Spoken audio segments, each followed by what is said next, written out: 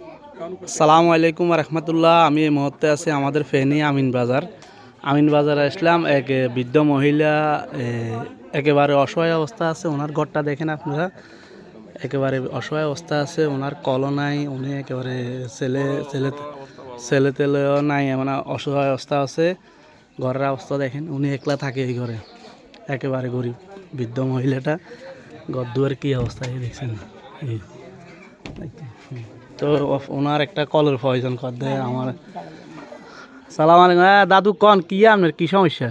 আবুরে আমি একটা অসহায়, আর কিছু নাই। আমি পোয়াই খুঁজি খাই। আমি কেনা খাইবে কত কষ্ট করি। আনার যে কল লাগবো কেন? আর ইয়া কল লাগবো, আরে দাবি উসু করে দিবে। আচ্ছা, তো যারা যারা আমার ভিডিওটা দেখবেন একটু শেয়ার করে দিবেন। এই বৃদ্ধ মহিলার জন্য একটা কলের প্রয়োজন, পারলে একটু সাহায্য সহযোগিতা করবেন।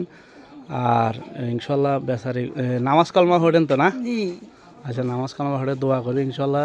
আর আপনাদের কাছে অনুরোধ, ভিডিওটা বেশি বেশি করে। আচ্ছা, আবার কনসেন্ট মরণ কাটালে কি? আমি মরণ কাটালে কুদ্দুরা হানি কিন্তু খাই যেতে হারিয়ান বলে দোয়া হলো। আচ্ছা, তো যারা যারা আমার ভিডিওটা দেখবেন একটু শেয়ার করে দেবেন। আর বৃদ্ধ মহিলার জন্য একটু একটা কলের ব্যবস্থা, কোনো হৃদয়বান ব্যক্তি থাকলে একটু সাহায্য সহযোগিতা করবেন। ওনার ঘর ওইটা একলা থাকে, আমি দেখিও তো আশ্চর্য যে এই ঘর এই আর কি। এদিকে আইয়ের না, কিছু নাই কেন আর কেনে থাকি আছে। হ্যাঁ, আনে তো কন না, আনে কন ঘরের অবস্থা। আর ঘরের অবস্থা কিছু নাই, ঘরে থাকতে পারি না। মানুষের বাইয়ে বাইয়ে আইলে মানুষের বাইয়ে বাইয়ে থাকি। তো আপনাদের কোনো কাছে অনুরোধ, বেশি বেশি করে আমার ভিডিওটা শেয়ার করে দেবেন। এই বৃদ্ধ মহিলাকে পারলে একটু সাহায্য সহযোগিতা করবেন। বিশেষ করে ওনার একটা কলের প্রয়োজন। আমার ফেসবুকে দেখি আমার বলে নিয়ে আসলো।